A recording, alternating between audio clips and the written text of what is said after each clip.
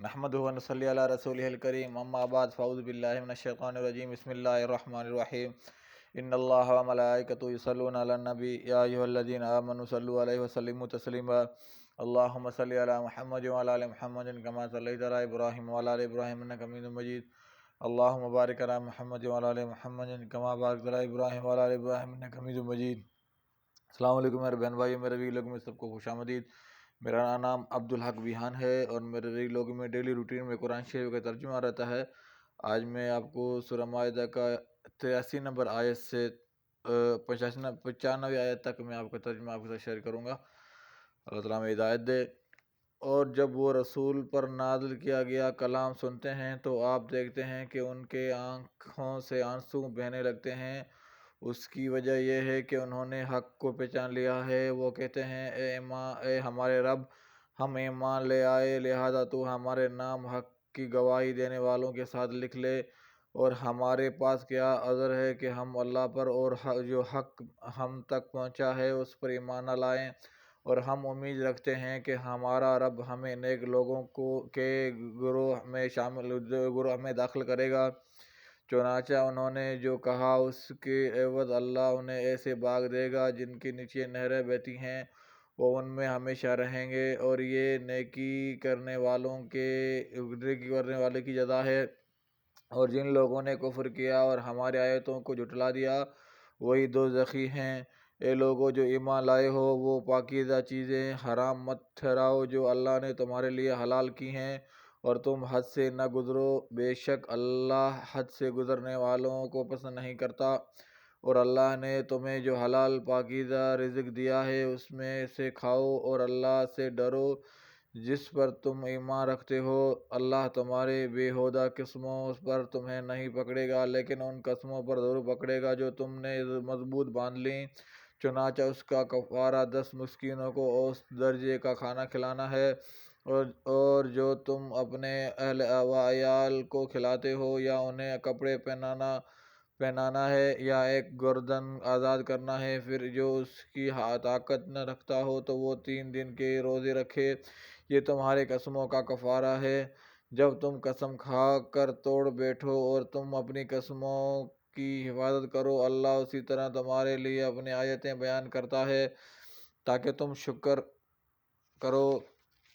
اے لوگو جو ایمان لائے ہو، بے شک شراب اور جوا، آستانے اور فال نکالنے کی تیر سب گندے کام ہیں اور شیطان کے عمل سے ہیں، لہذا تم ان سے بچو تاکہ تم فلاح پاؤ۔ بے شک شیطان چاہتا ہے کہ تمہارے درمیان شراب اور جوے کے ذریعے سے دشمنی اور بغض ڈال دے، اور تمہیں اللہ کے ذکر اور نماز سے روکے۔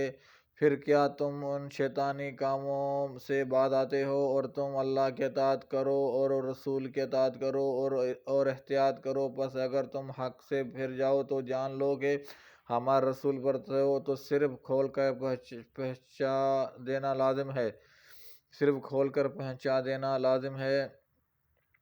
جو لوگ ایمان لائے اور نیک عمل کرنے لگے، انہوں نے جو کچھ پہلے کھایا پیا ہو اس پر انہیں کوئی گناہ نہیں، جبکہ وہ آئندہ پرہیزگاری اختیار کریں اور ایمان پر قائم رہیں اور نیک عمل کریں، پھر وہ پرہیزگار ہی رہیں اور ایمان پر جمے رہیں، پھر وہ پرہیزگاری ہی اپنائیں اور نیکی کریں، اور اللہ نیکی کرنے والوں کو پسند کرتا ہے۔ اے لوگو جو ایمان لائے ہو، اللہ ضرور تمہیں اس چیز کی شکار کے ذریعے سے آزمائے گا جس تک تمہارے ہاتھ اور نیز پہنچ سکتے ہوں، تاکہ اللہ جان لے کہ کون اس سے بن دیکھے ڈرتا ہے۔ پھر اس کے بعد جو حد سے گزر گیا اس کے لیے دردناک عذاب ہے۔ اے لوگو جو ایمان لائے ہو، جب تم احرام کی حالت میں ہو تو شکار نہ مارو، اور تم میں سے جو کوئی جان بوجھ کر شکار مارے تو جو جانور اس نے مارا ہو اسے اس کے برابر ایک جانور مویشیوں میں سے فدیہ دینا ہوگا، جس کا فیصلہ تم میں سے 2 انصاف والے کریں گے۔ یہ فدیہ بطور قربانی کعبہ پہنچایا جائے گا۔ یہ اس کا کفارہ چند مسکینوں کو کھانا کھلانا ہے یا اس کے برابر روزی رکھنا ہے، تاکہ وہ اپنے کیے کا مزہ چکھے۔ جو کچھ اس سے پہلے ہو چکا وہ اللہ نے معاف کیا، اور جو کچھ دوبارہ وہی حرکت کرے تو اللہ اس سے بدلہ لے گا، اور اللہ غالب ہے، بدلہ لینے والا۔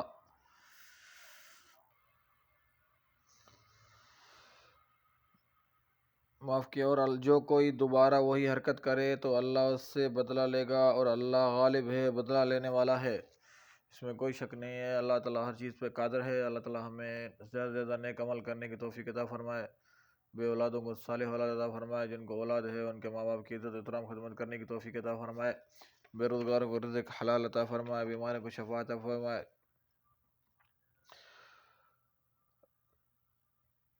اللہ تعالیٰ ہمیں اپنوں کی اپنوں رشتہ داروں میں سب کی عزت احترام کرنے کی توفیق عطا فرمائے۔ اس میں اللہ تعالیٰ ایک نصیحت ہے، انسانیت وہاں دم توڑ دیتی ہے جب ایک انسان کی مصیبت دوسرے کے لیے تماشا بن جاتی ہے۔ تو اللہ تعالیٰ ہمیں احساس عطا فرمائے، ایک انسان کا دوسرے انسان کو احساس ہونا چاہیے، اور احساس کے ہی رشتے ہوتے ہیں۔ تو اللہ تعالیٰ ہمیں زیادہ نیک عمل کرنے کی توفیق عطا فرمائے۔ انشاءاللہ دوسری ویڈیو میں پھر ملاقات ہوگی۔ السلام علیکم و رحمۃ اللہ وبرکاتہ۔